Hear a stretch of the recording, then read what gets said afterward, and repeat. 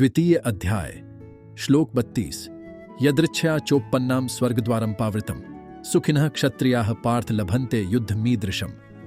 इस श्लोक का हिंदी अर्थ है, हे पार्थ, वे क्षत्रिय सुखी हैं जिन्हें ऐसे युद्ध करने के अवसर प्राप्त होते हैं जिससे उनके लिए स्वर्गलोक के द्वार खुल जाते हैं। हम इस श्लोक को अच्छे से समझते हैं। कर्तव्य कर्म में एक क्षत्रिय के लिए अपनी प्रजा की देखरेख और उनकी रक्षा, इन दोनों बातों का समावेश होता है। ऐसे कई क्षत्रिय हैं जिन्हें प्रजा की देखरेख का कर्तव्य कर्म करने का अवसर तो मिलता है, लेकिन युद्ध करने का अवसर बार बार नहीं मिलता। भगवान श्री कृष्ण के बोलने का तात्पर्य था, यह जो अवसर अर्जुन को आया था, जिससे अर्जुन के संपूर्ण कर्तव्य पूर्ण होकर स्वर्ग के द्वार खुल जाएंगे। अब सुनिए द्वितीय अध्याय श्लोक 33। अथ चित्त्वमिमं धर्म्यं संग्रामं न करिष्यसि तथा स्वधर्मं कीर्तिं च हित्वा पापं वाप्स्यसि। इस श्लोक का हिंदी अर्थ है, परंतु यदि तुम यह धर्मयुक्त युद्ध नहीं लड़ोगे तब तू अपना धर्म और यश त्याग कर पाप के भागी बनोगे। अब हम इस श्लोक को अच्छे से समझते हैं। अर्जुन के मन की हालत बहुत दुर्बल हो रही थी। अर्जुन को युद्ध करना हिंसक जैसे लग रहा था। अर्जुन को युद्ध त्याग कर अहिंसक बनने की प्रबल इच्छा हो रही थी। अर्जुन अपने विचारों के चंगुल में फंसकर दुर्बल हो गए, जिससे वह अपना धर्म ही भूल गए। यह देख भगवान कृष्ण अर्जुन को यह समझाना चाहते थे कि यह युद्ध अन्याय के खिलाफ है।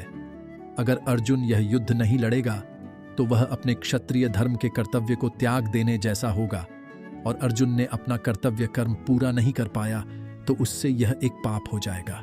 क्योंकि कोई अगर अपने कर्तव्य कर्म नहीं करे तो वह एक पाप होता है।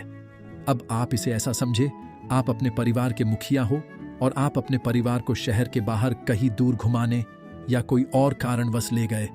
फिर वहां पर कोई शेर आपके सामने आ जाए और वही शेर जब आपके परिवार के किसी सदस्य के ऊपर हमला करने की कोशिश करे तो क्या आप वह दृश्य चुपचाप देखते रहेंगे? नहीं, तब आप उस शेर के साथ लड़कर उसे मारने या भगाने की कोशिश करेंगे। अगर आपके हाथों वह शेर मारा भी जाता है तो क्या यह हिंसक कर्म होगा? नहीं। अगर आप अपने परिवार के उस सदस्य के लिए कुछ न कर पाए तो लोग आपको कायर या बुजदिल कहेंगे और आपको यह कहेंगे आपने अपने परिवार की उस सदस्य की रक्षा नहीं कर पाए। क्योंकि आप घर के मुखिया होने के नाते आपका कर्तव्य है अपने परिवार की सुरक्षा करना, और अगर आपने अपने परिवार की रक्षा नहीं की तो आपके इस कायरता के कर्म को पाप माना जाता है। ये दोनों वचनों से हमें क्या समझ मिलती है? हमें जो यह जीवन मिला है, इस जीवन में हमें हमारा कर्तव्य को समझकर और बार बार उसे याद कर अपने अंदर बसा लेना चाहिए, जिससे हम कोई भी परिस्थिति में हो हम भूले नहीं। क्योंकि आज की परिस्थिति और शिक्षा की कमियों की वजह से बच्चों को अपना कर्तव्य पता नहीं चल पा रहा, और कुछ माता पिता भी अपना कर्तव्य भूले जा रहे हैं।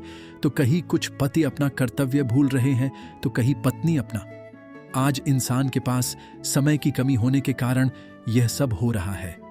क्योंकि आज के इस आधुनिक युग में लोग अपना ज्यादातर समय मोबाइल या अन्य उपकरणों में अपना मनोरंजन करते हुए या तो अपना काम करते हुए खर्च कर रहे हैं, और यह सब कोई छोड़ना भी नहीं चाहता। वह सोचता है यह सब छोड़ा या कम किया तो मैं पीछे पड़ जाऊंगा, या तो अन्य इसमें मेरे आगे बढ़ जाएंगे।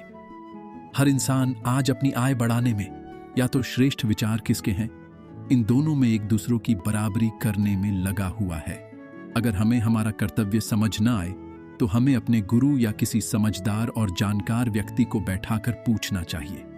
हर इंसान के मुख्य दो कर्तव्य होते हैं। पहला, खुद को पहचानना, और दूसरा है हमें जो परिवार मिला है उसमें हमारा जो कर्तव्य है उसे सटीक तरीके से करना। सटीक तरीके से करना इसलिए कहा जा रहा है जैसे पति ने अपने घर पर सिर्फ पैसे कमाकर दे दिए तो उससे उस पति का कर्तव्य पूरा नहीं हो जाता। ठीक उसी प्रकार अगर पत्नी ने भी खाना बनाकर सामने परोसने से उसका कर्तव्य पूरा नहीं होता। माता पिता सिर्फ बच्चों को बड़ा करने तक ही उनका कर्तव्य खत्म नहीं हो जाता, वैसे ही बच्चे बड़े होकर अपने माता पिता तक पैसे पहुंचाने तक ही कर्तव्य पूरा नहीं होता। इसीलिए इस जीवन में हमें हमारा कर्तव्य को समझकर और बार बार उसे याद करके अपने मन के अंदर बसा लेना चाहिए, जिससे हम कोई भी परिस्थिति में हो अपना कर्तव्य कभी भूले नहीं। अगर हम अपना कर्तव्य सटीक तरीके से करें तो हमें हमारे हर दुखों से, हमेशा के लिए मुक्ति मिल जाती है। चलिए, आज का संदेश हम यही खत्म करते हैं। सबको धन्यवाद।